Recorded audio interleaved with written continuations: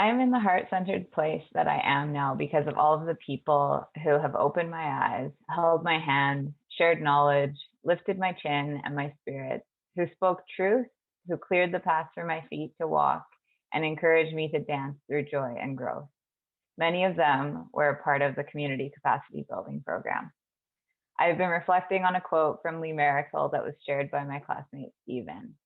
Find freedom in the context you inherit. I'm going to share my journey towards freedom through healing and reparations.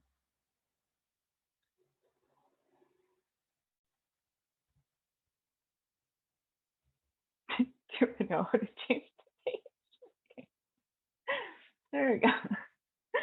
I grew up on the traditional territory of the Cree, Dene, and Métis people in what is commonly called Fort McMurray, Alberta. My earliest memories are of the forest, the lakes, and the animals. And I also remember the effects of extraction on the earth, communities, and people.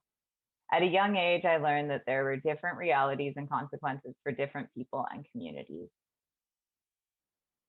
I eventually made my way to the unceded West Coast, to the city commonly called Vancouver, and fell in love with a place that had always been protected by the Musqueam, Squamish, and Tsleil-Waututh people. I found movements that I deeply connected with and a community who reflected my values. The Truth and Reconciliation Commission brought the introduction of land acknowledgements and reconciliation sentiments through colonial systems and language. As I waited for action to follow, I read, went to talks and workshops, was feeling the big emotions of guilt and shame.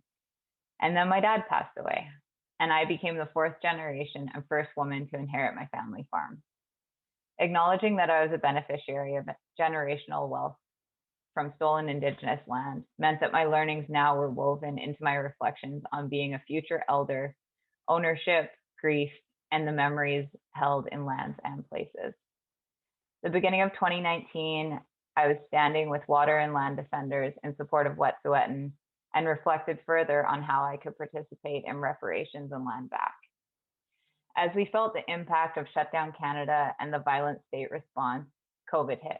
I lost my job, my lease was not extended, my aunt renting the farm was moving out, and all of a sudden the visions of the farm filled with people, plants, and animals appeared, where I would focus on repairing relationships with the people whose stories intertwine with my own family's narrative. Trusting the guidance of these visions, I went back to the land of my ancestors, where I had been told that First Nation canoes had met my family at the mouth of the Ganiatarawanene, or the St. Lawrence River, and brought us to fertile farmland. However, these stories never included the names of the nations or individuals. There was no mention of the violence and displacement that took place after, or the disconnection from and monetization of nature that led us to depleting the soil, monocropping with GMO soy,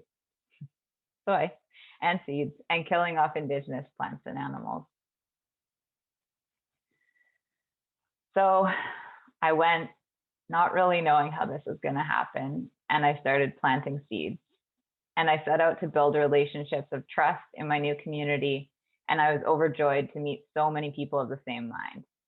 I allowed myself to dream and sought to understand the history and the present dynamics so that I may be a part of dreaming up a more just future. With a spiritual intent, I met my community in the way that my family had taught me, in service. Seeing the effects of the overdose crisis, I reached out to a Ganaganage activist and healer, Tina Point, and we started a street help group.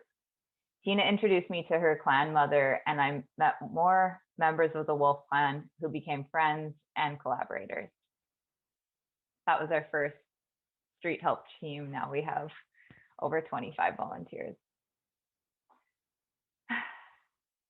From my new community, I learned that I was living on land that was to be held in trust for the St. Regis Iroquois people. So we decided to move from trust, creativity, and collaboration to create relationships of depth where all knowledge and contributions are celebrated. We dreamed up one dish, one spoon. These are land back initiatives where we are free to be human by practicing Ungwe Hone Neha, the original way, connecting with the worlds around us, each other, and ourselves through song, dance, and sharing food. relating, educating, integrating, and sustaining in adherence to Gaswenta, or the original Wampum Belt treaties, so that we may leave every place better than when we came. So here's our contact info and our donation info if you'd like to support the work my community is doing and see more of what's happening there. But more importantly, I call on you, my neighbors, to find your own path to reparations. Reflect on the systems you touch, the people you relate to, the platforms you engage with, and the places you hold power. That is where you can do your work. I invite you to use the opportunity of reflecting on your power, privilege, and where you have abundance as a practice of gratitude. Our past, present, and futures are interwoven. Although we do not have the ability to go back and undo the past, we do have the choice to be in right relations with the people and descendants of those who were harmed. We can acknowledge the full history, shift the energy and the relationship with the first people, and honor all things that the people who commune on this land hold sacred. Don't wait until you have enough money or time. Show up for your grieving neighbors in the only way you can. Make your offering and then listen to the answer. Be prepared for the body that you live in to be a reminder of trauma to others, and for people to not be ready or welcoming of what you are offering. Then find another way. Perhaps that means supporting people already doing the work, or raising voice, lifting others' voices. I encourage you to deepen your knowledge and allow new voices and language to shift your understanding. Support your body, mind, and each other in this inevitable change. Let your connection to the land deepen your understanding of why land back means so much to the people who have had a connection to this land for tens of thousands of years before you did.